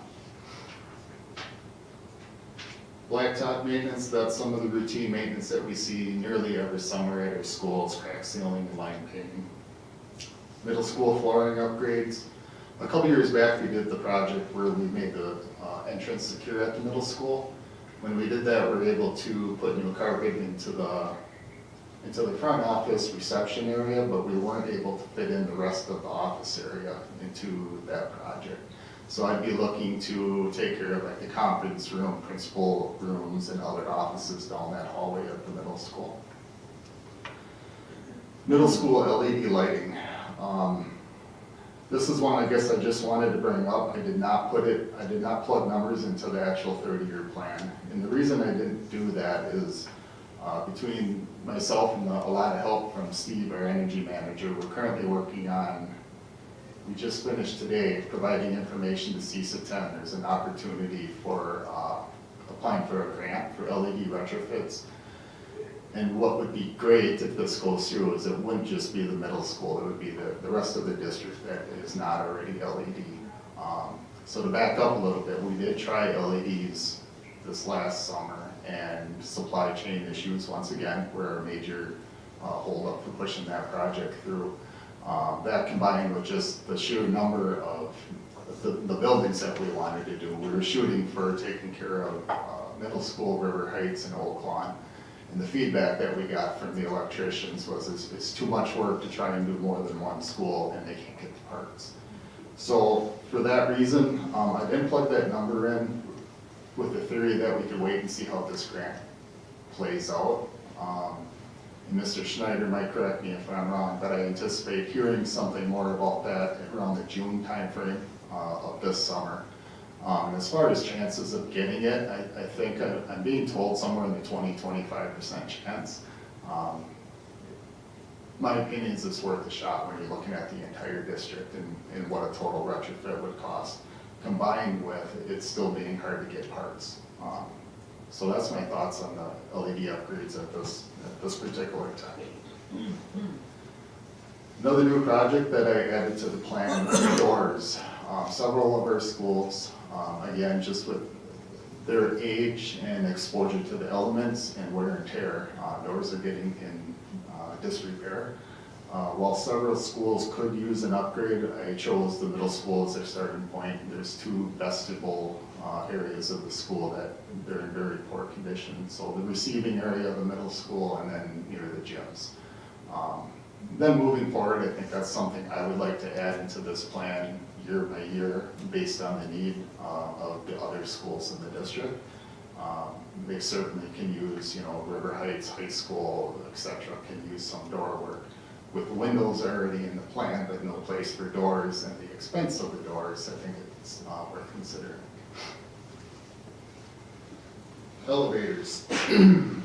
Elevators at the Menomonie High School. One of them dates back to the 1980s. So I had a discussion with our service, one of the service managers out of Minnesota, and we're getting to the point with that particular elevator that the parts are getting hard to find for them, and that's the business that they're in. And we discussed a modernization plan, and at the end of the day, what I think we can be considered is with the 3 elevators, putting them on a 7-year rotation, with taking the oldest one first and then another 7 years, adjust the next one, and then finally we'll get to the newest one after that. So for the upgrades, you probably won't notice a lot of change. You're not going to see the new cars, so to speak. It's going to be more in the mechanical aspect of the operations of the elevator, whether it's the electronics or the hydraulics is what's getting very outdated in those. High school pool area. Several different things to consider here. When you're sitting on the bleachers to your right, which would be the west side of the pool room. Now when I'm talking about the pool, I'm not talking the wet part of the pool, I'm talking about pool deck and related areas. But along that wall, there's some pretty severe cracking in the floor. And myself not being able to put my finger on it, we reached out and had a facility audit done of the area. So we had a local engineering firm come in and investigate the problem and give some recommendations and budgeting numbers to correct the issues. But essentially what's happening, the floor is a precast concrete system. It has tunnels underneath it that are used for HVAC, so for our air circulation. When you go back to the original prints of the school, I believe it was 4 floor penetrations that were called for in the blueprints, and there's actually 8. So sometime between building construction and now additional penetrations are made in the floor. So when you add that to a precast system and the wear and tear on the floor itself, up to and including small lifts to change out lights, the floor just couldn't handle it and it's cracking. So I think the best fix that we've determined for that is go into the tunnel area, support it with, say, an I-beam type system, get everything level again, which naturally means now we're retiling the entire pool area to get everything looking good. A couple other things that I think we should consider for the pool area, the bleachers are 3 or 4 sets of bleachers pieced together. I think something in that area more up to code with your ADA seating, your walkways, things like that. A pull-out bleacher system would be nice if we're going through this work. 2 more items with the pool. The walls are also a precast concrete system. There's a caulking material in between each of the panels. It's basically the same thing you see Menards built with those same panels. So as we do these upgrades, I think we go in and recaulk all these seams. Obvious energy savings there. We don't want to be letting heat go right out the window, so to speak. And then finally, something that I brought up the last couple times, but I could never quite get the right solution for, is their filtration system. It's from the 1970s. It works. I hear we get some good feedback from visiting the schools regarding our water clarity.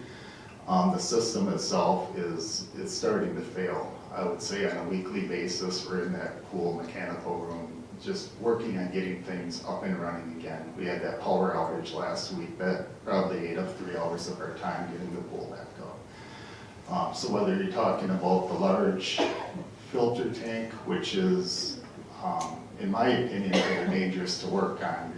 it's a tank 6 feet deep of water, and we have to go up on top of this open tank to pull up these filters. There's that part of it, there's the valves that are failing, pumps, motors, everything is just becoming very difficult to maintain. So we'd like to stay with the same style of system, just a much newer version of it to maintain that water clarity. That's all I have for the pool. Last but not least, I added generators onto this list. The district already has generators, however, in the 30-year plan, the only one that was listed was this building, the district office. So what I did there is wherever there is a generator, I just noted it for that location and put a replacement schedule to it. So all in all, if you're looking at next year potential projects, just slightly over $2,044,546 of potential projects. So before we entertain questions, I would like to point out just a little bit more on the pool, because we had the pool identified in the 30-year plan previously, but nowhere near at the level of work that's needed. And we have heard from our community. I know Dave Leach has been in front of the board a number of times over the years, and him and his wife Amy have probably been in the pool area more than anybody in Menomonie over the last 2 decades. And he has the best pulse, I would say, other than our staff who work on the pool, has a very good pulse in terms of how our pool operates and how it compares to other facilities. And well, it's a very expensive endeavor. I think, you know, if our pool is going to continue, which I absolutely think it should, it is going to require a substantial investment. So I fully support Kevin's analysis of this, and we will be bringing this plan back for board consideration at the next meeting. Any questions, comments, concerns? Mark? Question, Kevin, when it comes to the pool, I'm curious. Mark, if you speak in, sorry. I'm curious about the pool when you said the tunneling under the floor and the HVAC system, and then your fix to that, which kind of sounded like, well, it's not the most expensive one, but it'll get us by with the bracing or whatever you're going to do under there and then replacing the tile. What, in your opinion, and again, I'm reading into the way you said it, and I could be totally off base and wrong, just tell me if I am, but is there a different way to do it and do it right versus maybe what I call fix today, broke tomorrow again, and now we're reinvesting because we had an issue with that? Yeah, so a couple things. First and foremost, that was a recommendation of the engineer that did the audit. I think if we went above and beyond that, we would be looking at modifications to the pool itself. And their feedback on that is no problems found, essentially. So we don't want to open that can of worms. They express confidence in that being a legitimate fix. And just so you know, Mark, I didn't take that away at all from the previous conversations we've had. In fact, my feeling was the opposite, that this was the grand fix, as opposed to just fixing the tile or, you know, band-aiding and covering it up. This is actually getting to the source of the issue. So I feel pretty confident in this fix. Is that would you say that, Kevin? Yes, we don't want to just go in and angle off the crack in the floor and put new tile on it, because it is going to fail again. We're trying to make it a completely level surface so we can, I consider this the solving of the problem. Cool, that's comforting. I think maybe I was just referring to my personal life whenever I try to brace something that doesn't. Oh, Mark. Okay, other comments or questions? Or jokes? 2 questions. So I'm curious on the pool upgrades as proposed. You know, it seems like very expensive work to do, right? If the engineering firm or yourself has rough estimates on how long the process would take and how long things would be out of commission, is an interesting thing to think about. Secondly, on the generators, since that sounds like a new item, if you have kind of historical data on how many hours or days each building has been without power over the last, 5 years or whatever, to kind of say like, what is it worth in terms of the generator backup? I mean, certainly, I know, River Heights lost power last week, for I think it was, 45 minutes, which was, certainly inconvenient, but also not a disaster. They handled it very well. So, what is that worth in terms of a full generator backup? Me modifying our existing to more, because we have generators. Right. This is a replacement cycle for the current generator. Yeah, what the sizing versus the load versus just the value of that as a device. Maybe, I'm sure Charlie also has thoughts on this as well. But yeah, maybe the pool question about timeline and extensiveness of repairs. I don't have a definite timeline. It's looking like it's going to take a couple months. There's a lot of different pieces to that puzzle, so it would go out, in my opinion, as a bid to a general contractor who's going to, get all those pieces in motion. We did have discussions at the high school as to when the right time of the year, or the best time of the year would be. And our initial thought is somewhere in the late February, early March to kick it off. I guess a big consideration to me is not interfering with boys or girls swim. But the area is always used, whether it's summer school, swim, it's tough, but it will be a large project. Well, I guess the point there is you said months, not years, right? Because I can imagine, if you start doing concrete, you start doing tile, you start doing extensive mechanicals. I think the discussion we've had so far was that essentially right after the winter swimming season, and hopefully get it back up well in time for the next fall season. And we would be looking February of 2024, not this February. Right. Yeah, we would have to start the process probably June, July of this summer to get the project in motion. But back to your question about generators, I guess that's something we haven't really analyzed much. Would the suggestion be perhaps that we would just, once they quit, we would just not have generator backup? Is that kind of what you're suggesting? Well, I don't know the details of your system, of course, right? But just thinking about, generators are to provide backup power, right? So how much do you actually need? When do you need it? How often do you need it? And how quickly do you need it to respond to a power outage, right? So power is off for 45 minutes at River Heights. Is that because only part of it had power due to a generator coming on later, or is it not a generator active, or what was the situation? You don't have to answer this in detail now, but the thing I'm wondering is what was the situation then, and what is it worth? What's worth solving there, right? What's the problem that needs to be solved necessarily? There's no problem that needs to be solved. I just wanted to make sure that the generator that the district currently owns is accounted for in the spreadsheet. Sure. Great. That was the only point I was making there.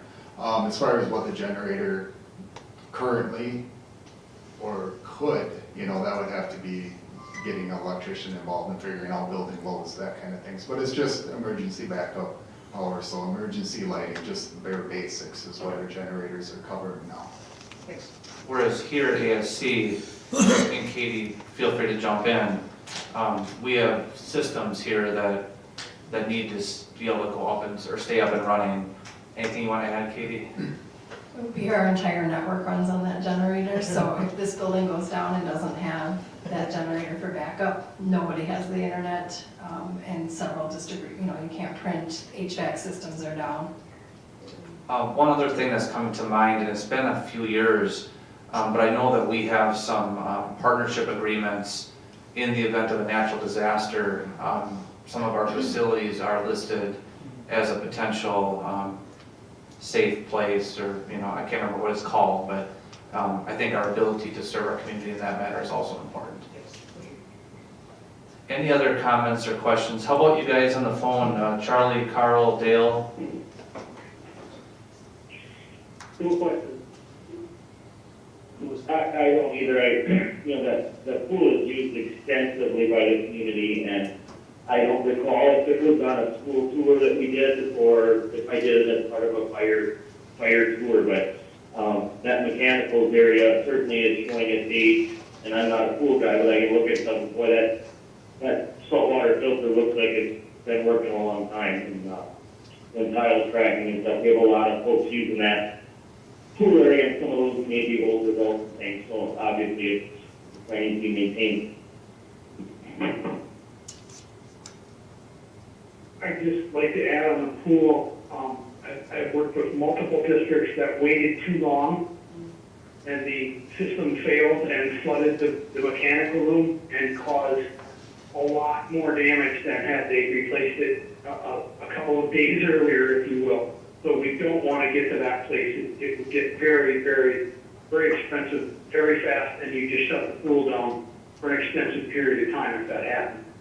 And then secondly, on the generators, one thing to remember on those emergency generators, they're powering life safety issues in many cases. So in the summertime, you need a space that's air conditioned for certain kids. You certainly don't want to lose your food in your freezers, those kinds of things. So those generators are more important than you maybe think. In addition to, I believe, Katie, correct me if I'm wrong, but you'd lose your phone system as well, so you'd lose a lot of your communication. And lastly, thanks, Kevin, as usual, well done, and Joe's right. The district is light years ahead of most other districts in the state in where we're at with this, and has been for a very long time. It's great for me to see this. It's always very encouraging for me to take a look at this, so thank you. You bet, thank you. Way to go, Charlie. Now neither Kevin or I are going to sleep until this project is done. It's going to be a long year and a half, Charlie. Well, I would certainly suggest that you don't sleep in the pool. Thanks, Kevin. All right, let's move on to discussing the action plan for developing compensation plans for 23-24. Thanks, Charlie. And I don't know if Samantha's going to be able to answer any questions here. But this is typically how we prep the board for large items that are coming forward. And compensation is always a large item. But what we did is we developed a timeline, and Sam did most of this work. This year especially, like I already mentioned in the budget hearing earlier, the CPI is tracking around 8%. And we've already done a lot of pre-work, you can see dating back into the fall. But a lot of this is going to come to a head here in the next few months. So this timeline provides the board not only with information of what's been done to date, but also what the board can expect over the next few months. Board members, you've had a chance to look at the timeline. Is there anything about this timeline that concerns you or that you have suggestions with or any questions? If not, we'll move forward, but Sam or I could try to answer any questions you might have. While you're taking one last peek at it, I do want to just emphasize that this is a collaborative process, and as you can see, filtered throughout this, 2 different employee surveys will end up going into the recommendation that comes before the board. Also, a number of meetings with the QIC groups, both the teacher and hourly QIC groups. So I want you to know this is not going to be done in a vacuum.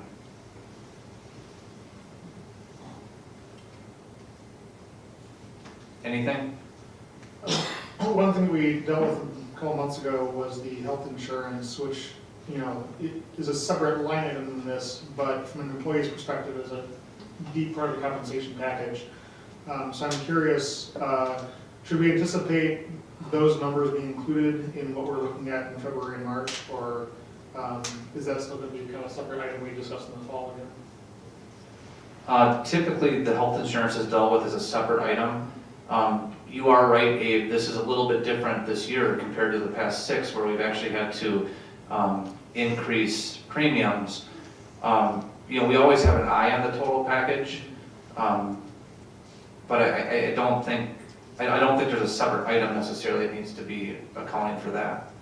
I just wonder when we look at the comparables, if it's worth maybe copying in the comparables we had looked at in the fall, so that when the QIC is discussing compensation, they can say, this is what our plan looks like compared to Grace Lake or wherever. Very good. Anybody else? Okay, thank you.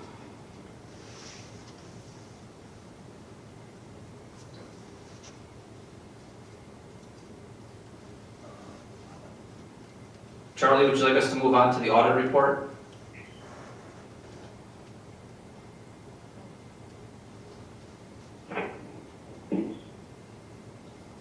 Charlie, are you still on? Apologies, I was muted. Oh, yeah. I'm still here, and let's move on to the audit report. Very good, thank you. The good news is, and I know this has been a long meeting already, the audit report that the board has, and it's a lengthy report, hopefully you've all had a chance to look at it and will continue to look at it. It's very similar to previous years. The financial health of the school district is strong, our processes are strong. Like any school district in the state, there are some recommendations, or at least some considerations, I should call them, that need to be at least documented. And Leah and her team have done a terrific job for providing all the information to our auditor. Leah, is there anything specific on this year's report that you'd like to mention? I just wanted to reiterate what you already said. This is a report to be proud of. Not only business office staff, but a lot of staff in various departments had a lot to do with working on all the different aspects of the financial report. Everyone did a really good job. Some of the highlights, in case this is a large report, in case you didn't know, is on page 5 of the report or page 7 of the electronic copy. And so the auditors just listed a couple financial highlights. For instance, our net position increased by 8 million or just over 8 million during the year. The district decreased the principal amount of outstanding general obligations debt by 3 million, just over 3. And then our overall total fund balance increased by 3.2 million, and the general fund balance increased by $71,815. So really good report. Everything went well.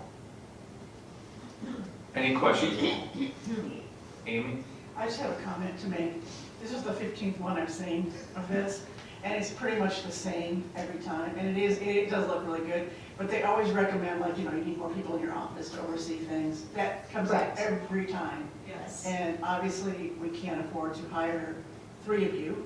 Right. Whatever, so. That's what it boils down to. Yeah, so yes. and other districts have the same situation, so, that are audited as well. So that's nothing that is really to be concerned about. So. And Amy, thanks for remembering to bring that up, and I think it's something that it's worth mentioning every year. Segregation of duties is what it's called, and in the perfect scenario, we would have about 3 more people working in the business office. But with that being said, I would say not only do other schools receive the same notice, we're actually in a much better spot than most schools. And I've been in some small schools where the business office might include 1 person or 2 people, and then there really is no segregation of duties. Or the board, for instance, needs to be very involved. I know our board members review all the financials on a monthly basis. You don't necessarily go check by check all the time, but that we have enough segregation of duties, as far as I'm concerned, to operate very well as a school district.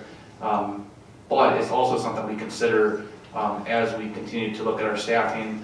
And actually, just today we had a meeting to just make sure that our segregation of duties is at the forefront of our thoughts. And if in the event that we feel like something needs to change, we'll bring it forward as part of the staffing plan.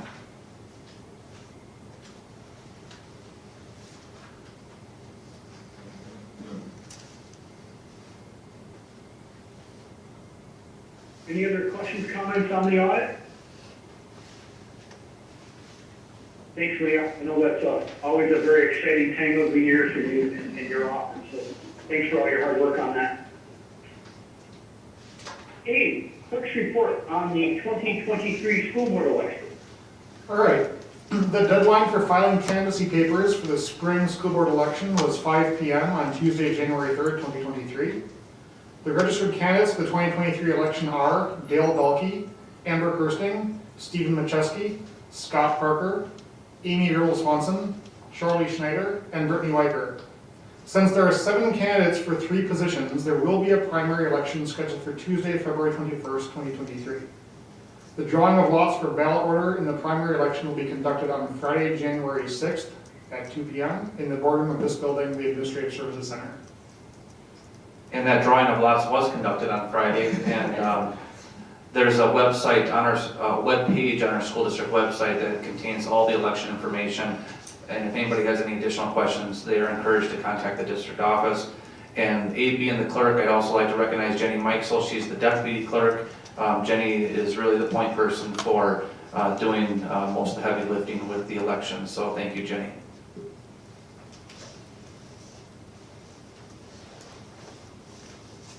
Okay, any questions or comments on school board election? Move on to the WASB resolutions for 2023 and the delegate vote.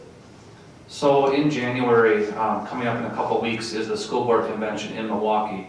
And I believe we have 6 board members that are planning to attend. And Angela Skillings will be the representative from the school district this year at the WASB Delegate Assembly. And just a reminder for everyone, what that is that the Wisconsin Association of School Boards brings together delegates from each school district, and those delegates vote on a list of resolutions that have been developed by membership. And they're not binding resolutions or anything like that, but what it does is it basically provides direction to the association in terms of advocacy efforts, and you know, a lot of it has to do with legislation that the association would support. Sometimes it also has to deal with maybe how the association may operate. You know, I know Amy has been a delegate a number of times, and typically the way we handle this is that, you know, there's a long list of resolutions, and we certainly can open it up for discussion tonight, but also board members would be encouraged to reach out to Angie before the delegate assembly if you have any thoughts or opinions you would like shared on any of those resolutions. So it doesn't necessarily have to be done tonight. You can reach out to Angie before the assembly, but we did want to put this on the agenda, make sure all the board members had a copy of the resolutions, which you now do, and then provide the opportunity for any feedback here tonight. So with that being said, we can open the floor for any comments or questions, if there are any.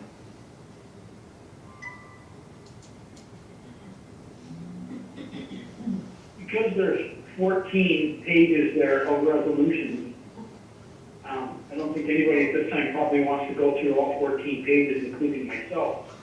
Can we come to a consensus that we would like Angie to vote on things that the WASB supports, unless people tell her otherwise, unless the board comes to consensus otherwise? For the record, Charlie, I read the first 10 pages and then gave up. I read all 57 pages. It's 57 pages, Charlie. Fantastic. That sounds good to me, Charlie, personally. I think that's a good idea. Do any board members have an objection to that plan? No objections here, Charlie. I'm sorry, I missed what you said there. No objections here. Excellent. Okay, so if you would like Angie to oppose a resolution that WASB supports, contact her, and then she can weigh that against the other folks that contact her and vote accordingly. Consensus on that? Yeah. Right. Let's move on to expectations for standing agenda item for advocacy. So at the last school board meeting, the board directed both Charlie and me to include on the agenda for the fourth meeting, or I'm sorry, let me start over. Directed Charlie and me to include on the second meeting of the month, which is typically the fourth Monday of the month, an agenda item related to legislative advocacy, which is simple. You know, when we create the agenda, that's not a problem. In talking about this with Charlie, a question and perhaps a concern I have is typically with our agenda items, we provide background for the board. And there will be times that I receive information from various state organizations and such, especially as we get closer to the development of the state budget, that I certainly would share with the board anyway, and I can include that in the agenda items. But I know board members don't necessarily like coming to a meeting not prepared or not sure of what's going to be discussed. So I guess my recommendation would be that if someone has something under this agenda item that they would like to discuss with the board, that we follow policy 171.2, and that board member provides that background information to me and Charlie by noon on the Wednesday prior to the board meeting. That way we can include it in board docs, include any other supporting documentation that we may have, so that when it comes time for the meeting, that board members are prepared and a reasonable discussion can be had. Any comments on that recommendation or questions or concerns? I think that's a good recommendation, and I assume that you will also keep us posted as to what you hear that we may not hear from your organizations and feedback you get. Yes, and as I have that information, I will include it in that agenda item. Okay, and then sometimes emergencies happen, like for instance, on Wednesday at noon and then Monday, there could be something that could happen that's pretty significant. So in that case, maybe, we can kind of bend the rules a bit and just say, try to keep it that by noon on Wednesday, but if something comes up, I would like to have the idea, the thought that we could maybe discuss something that might come up that's pretty serious or significant after Wednesday at noon. I believe in that policy, it's at the chair's discretion, isn't it? I believe so. Okay. I think my current impression of the intent of this new policy, after lots of discussion at the last couple of meetings, is to have an opportunity to kind of discuss, discuss what's going on in a hopefully contained way, and that's not going on for hours, right? Maybe, hopefully it's pretty short. But I think the main thing I think we want to try to avoid is having to submit like the form if we just want to say, hey, here's an article we should all read, right? So it can just be emailed to Joe, I hope, and not fill out a form with documentation and so on, just the thing. Yeah, the agenda request form I don't think is necessary. The board has already directed us to include the agenda item. But the concern is that if we don't have some sort of structure for the discussion, I mean, if we could go on and on and on, Sure. or say nothing when there is something that, could be important to discuss. So, I don't know that we necessarily need to frame it as a hard and fast rule. And I think Amy has a really good point that if something comes up, even the day of the board meeting, if we load it into board docs and, do our best to try to, frame the discussion in a reasonable way, I think that makes a lot of sense. I just think it's important that we don't just have a free-for-all. Maybe we should consider, this is really at Charlie's discretion as chair, but if we should think about just having a time limit on it so it doesn't become me ranting. That's my main concern is, keeping my own mouth in check. So, if we just if Charlie says in my note, we're gonna have a short discussion about a couple topics and then move on, I think that's fine. So. Any other comments? I just wanted to, Abe's got the school news. I'm sorry. I see Abe brought the school news, and I know you had a link to this on your weekly report to us. Okay, I haven't read it yet, but it's in my bio. But I did read the November one, and at the very back, it says why school board advocacy matters. And so if you want to dig it up, you can dig it up and read the article. But if you don't want to dig it up, I do have copies for everybody. So, And if you're going to the convention, it's in the convention program. That's right. yeah, and there is that presentation at convention as well that I would plan to go to see what they do. Anything else on legislative advocacy tonight? In the one that Joe forwarded and I wrote the physical copy, the center article on page 10 is really worth reading. It's written by the lobbyist for WASB, and basically says what they think boards can do and what their perspective on good approaches might be. So I think it's a great place to start.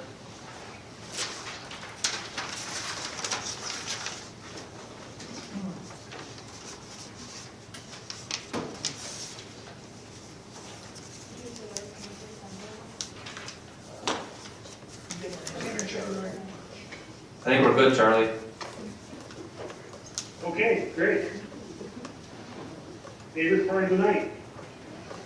Items due to the next board meeting.